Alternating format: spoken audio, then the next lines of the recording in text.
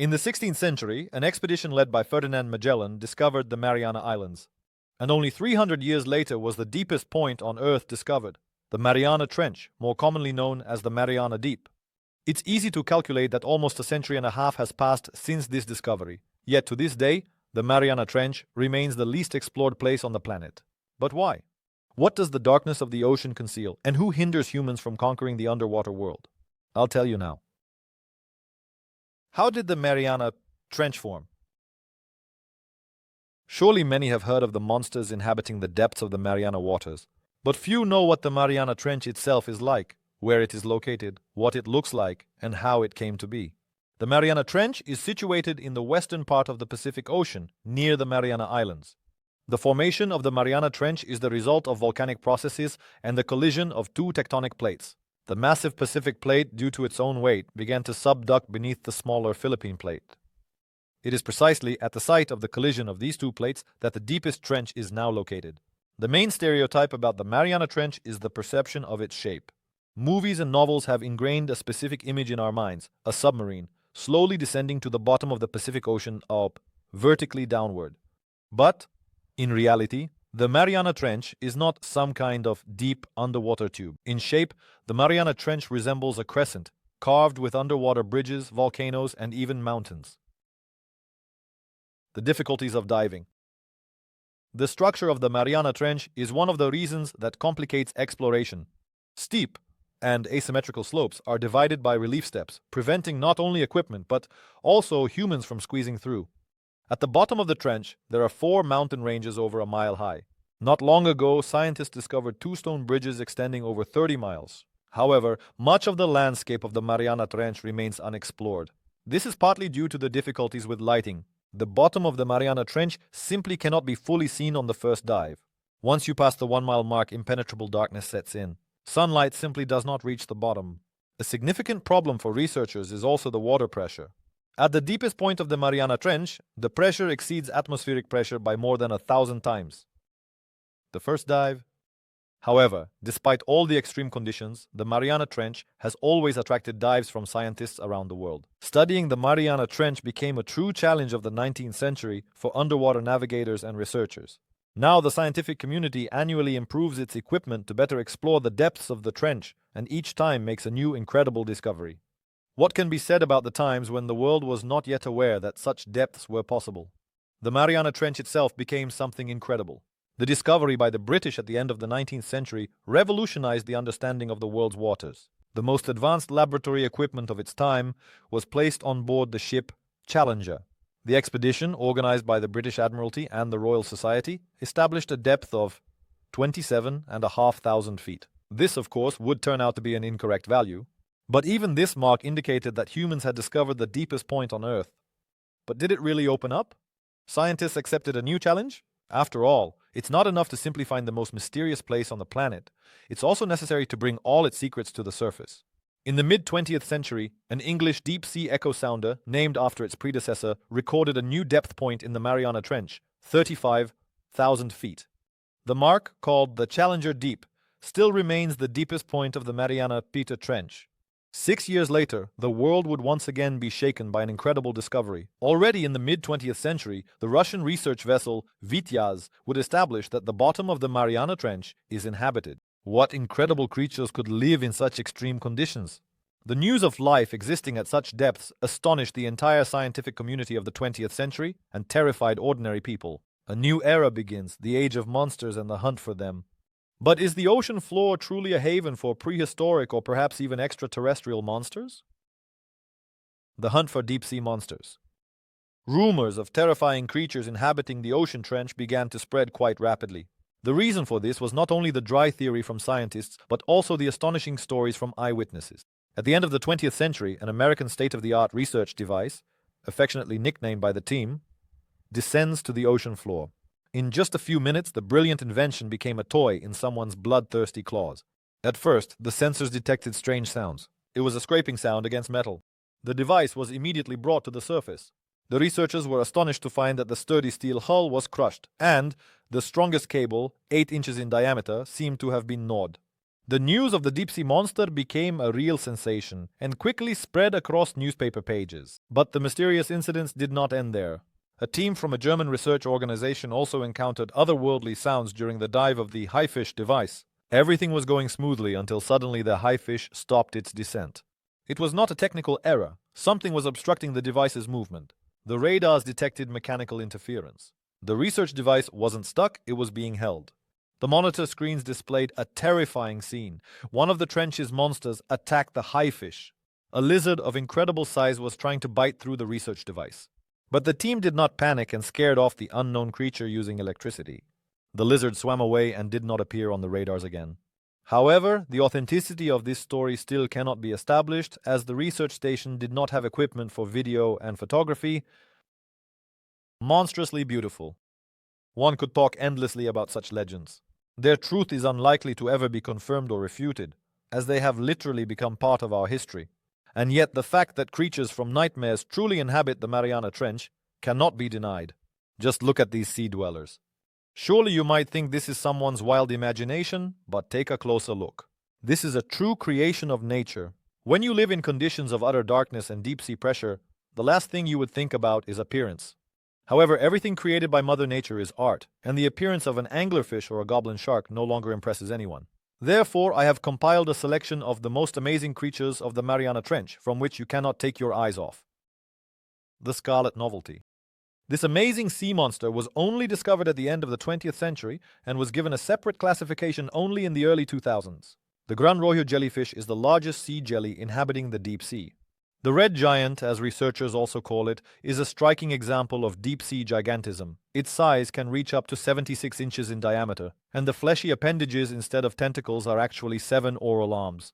To date, scientists have discovered only 23 specimens of this species, and only one, the smallest, measuring 6 inches, was brought to the surface for further study. Deep-sea cupcake. Bent octopus is another jelly-like inhabitant of the Mariana Trench, but unlike the previous species, it is its dimensional opposite. Bent octopus is less than 2.5 inches and possesses 2,000 small tentacles, allowing it to move quickly in the depths. As you may have noticed, the most remarkable feature of this jellyfish is its perfect transparency. That's why it seems like you can easily see what's inside this little creature. However, despite the visibility of its internal organs, the dome does not allow you to see what bent octopus has feasted on, so that the luminescent glow of its meal does not attract the attention of other deep-sea inhabitants.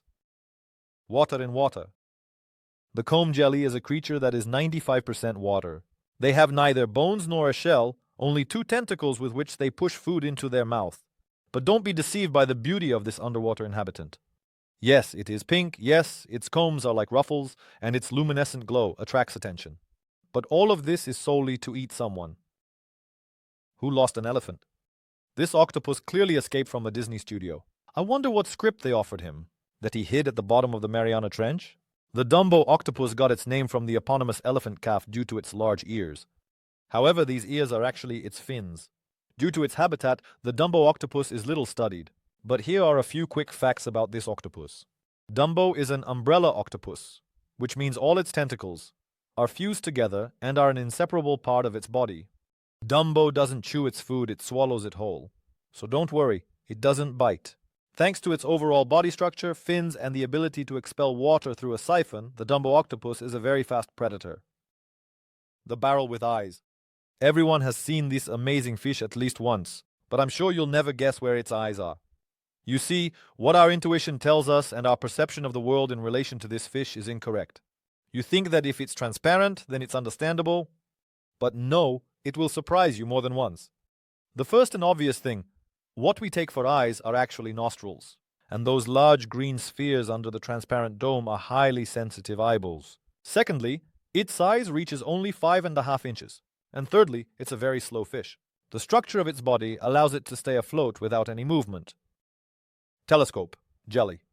This creature is terrifyingly beautiful, but you are unlikely to see it properly as this octopus actively hides in the dark waters, and its completely transparent body helps with that. It is precisely due to the body feature that this species of octopus got its name telescopic, because this species has extremely unusual eyes shaped like transparent tubes that can rotate. This detail makes the telescopic octopus an excellent hunter, as to attract prey it only needs to hide in the dark, and wiggle its eyes. Swims like a hatchet. This miniature fish could be the heroine of many novels dedicated to the horrors of the deep. Thin as a blade and shiny like a mirror, it's a rare case where, to become completely invisible, you don't need to be a gelatinous inhabitant of the underwater depths.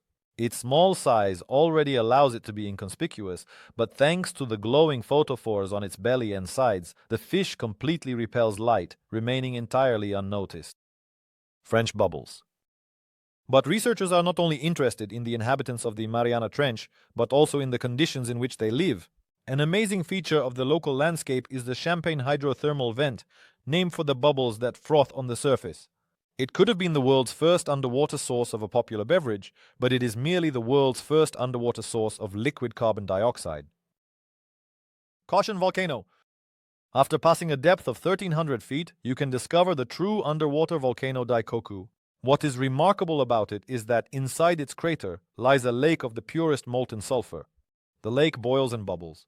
The closest relative of such a natural phenomenon is not far away, namely on Jupiter's moon, Io. This is how life began. Similar hydrothermal vents create favorable conditions for life. One of the reasons why the hypothesis of life originating in water is convincing is the metamorphoses occurring with life in the Mariana Trench.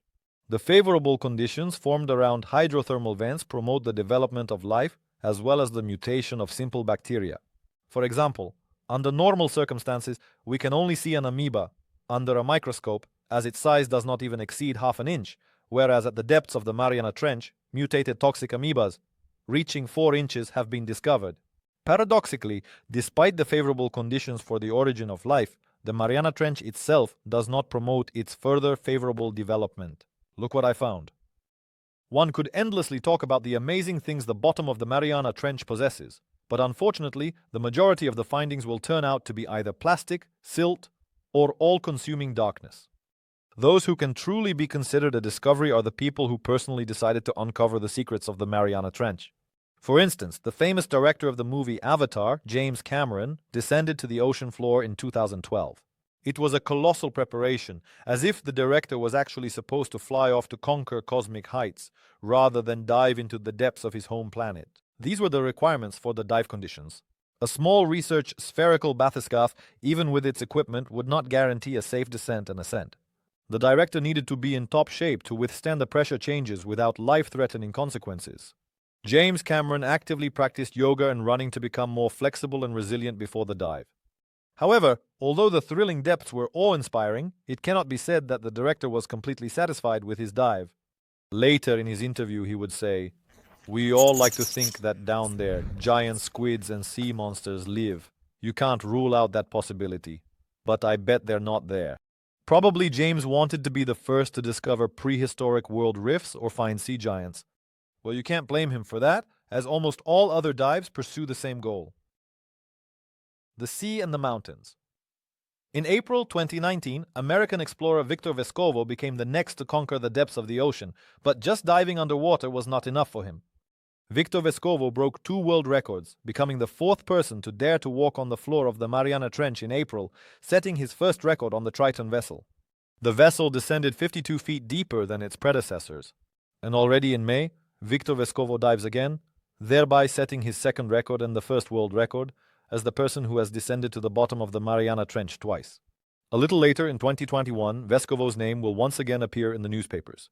He will become the first person to conquer not only the ocean depths, the lowest point on Earth, but also mountain heights by climbing to the summit of Mauna Kea. But that is a completely different story.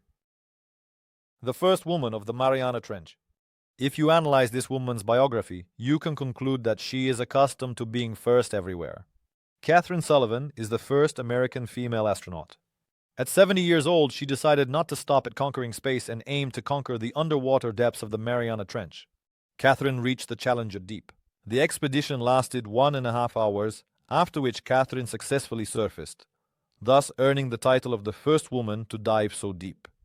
Notably, before the dive, Katherine took a course in robotics to understand how to interact with the underwater equipment, and to be not just an observer, but a full participant in the expedition. Later, she would say, "For me, as an oceanographer and astronaut, it was an extraordinary day. For the first time in my life, I could simultaneously observe the landscapes of the Challenger Deep and talk to colleagues who are on a spacecraft. For a century and a half, it has been believed that the Mariana Trench is the keeper of the secret of life on planet Earth. From generation to generation, legends are passed down about mysterious creatures inhabiting the dark depths. Every year, the media publish astonishing discoveries brought up from the seafloor. But does the Mariana Trench remain an unfathomable mystery to humanity? It's difficult to answer this question now, but you can share your opinion in the comments. And also let us know if you think travel agencies will soon offer cruises and excursions to the deepest point in the world.